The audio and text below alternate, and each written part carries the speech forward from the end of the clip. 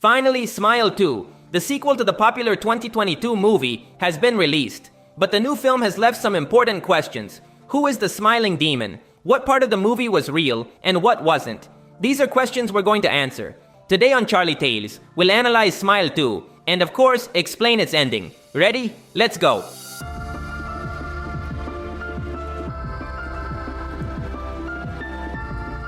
Smile 2 is set 6 days after the first movie. This time we follow the story of Sky Riley, a young world-famous singer. She suffered a serious accident a year ago and now lives with constant physical pain. This leads her to seek out her trusted dealer, Lewis, to get Vicodin to ease the pain. This is where Sky encounters the smiling demon. The movie begins with Lewis infected by the curse and committing suicide in front of Sky. Now the story will focus on the young artist trying to survive the smiling demon. The movie itself is quite similar to the first film. It's all about Sky having hallucinations and going mad in front of everyone she knows. The demon does this to weaken her mentally and take control of her. The demon follows the same cycle as always, infects a victim, and after 4 days, it drives them insane. Everything ends when the victim commits suicide in front of someone else. This trauma causes the witness to become the new host for the demon. At the end of the film, Sky reaches a horrible point when the demon makes her kill her own mother.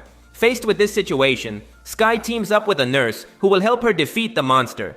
The plan seemed to work, but Sky is ambushed by the creature, and they have a final battle in an abandoned freezer. With difficulty, Sky manages to defeat the monster. But here comes a stunning revelation.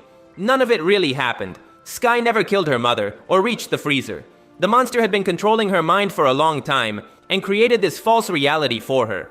In the real world, Sky wakes up in the middle of a concert. She doesn't know how, but she finished her performance successfully and is now standing before thousands of people. The demon uses Sky to make her commit suicide, live on stage, thus infecting thousands of people. We already know that the demon can transfer to others when the infected person commits suicide in front of them.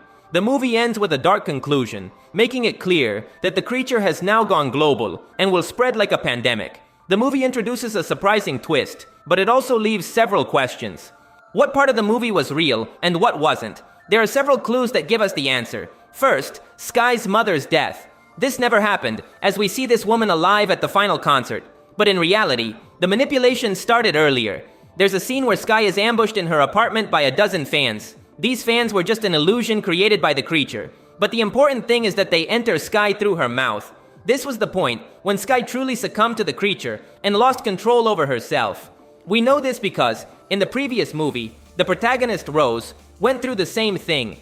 At the end of that film, the demon appeared before her to enter through her mouth. This was when Rose lost total control and the monster took over. With all this context, we understand that Sky lost her will from the apartment scene onwards. From that point, everything was false. Waking up in the hospital with her mother, driving with Gemma, and the fight in the freezer.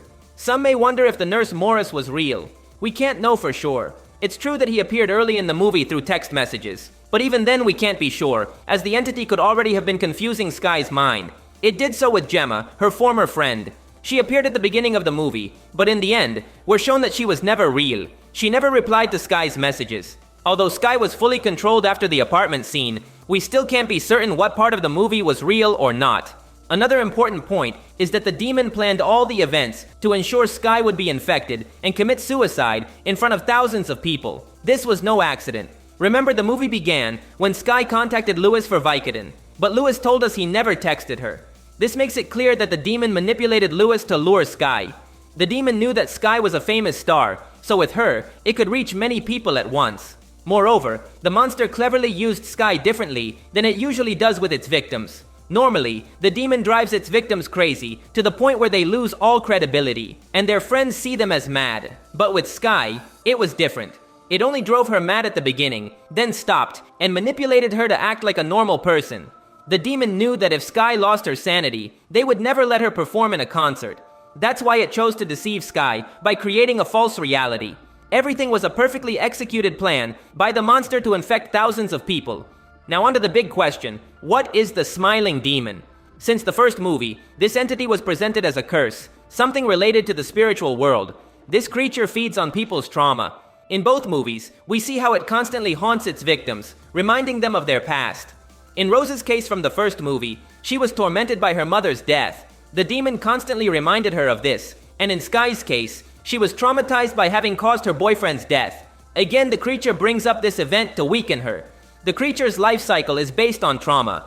Everything starts when a victim commits suicide in front of someone else. By doing this, the witness is left in shock, and a trauma is created in their mind. The creature needs this to enter the new host. It needs the new victim to witness the previous one's death in horror. Both movies present ways to defeat the demon. The simplest way is to commit suicide alone. By doing this, the creature can't move to another victim since there are no witnesses or available traumas. There's also another way to defeat the creature. If you voluntarily kill someone in a horrible way and do it in front of a witness, the creature will leave your body and pass to the new witness, who has a fresh trauma to feed on.